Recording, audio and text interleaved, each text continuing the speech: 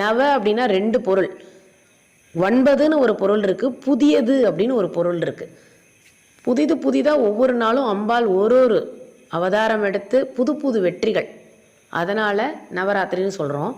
9 இரவுகள் அந்த போர் நடந்ததுனாலையும் நவராத்திரின்னு சொல்கிறோம். நவ அப்படின்ற வார்த்தைகள் எடுத்துக்கும் போது நிறைய வார்த்தைகள் கொண்டு வரலாம்.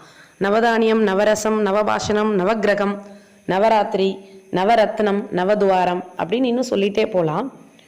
இந்த புரட்டாசி மாதம் அப்படின்னாலே யமனினுடைய 2 கோரைப்பற்கள், காலன் அப்படிங்கிற யமனினுடைய 2 கோரைப்பற்கள், அதாவது 6 வகையான ருதுக்கள் இருக்குது. அதில் வசந்த ருது, சரத் ருது அப்படின்ற 2ம் இந்த யமனினுடைய 2 கோரைப்பற்களுக்கு சமம்னு அக்னி புராணத்தில் சொல்லப்படுது. அதனால தான் இந்த புரட்டாசி மாதம் ஃபுல்லாக நாம் பித்ருக்களினுடைய வழிபாட்டுக்கும் இறைவனுடைய வழிபாட்டுக்கும் ஒதுக்குறோம். அதாவது நவராத்திரி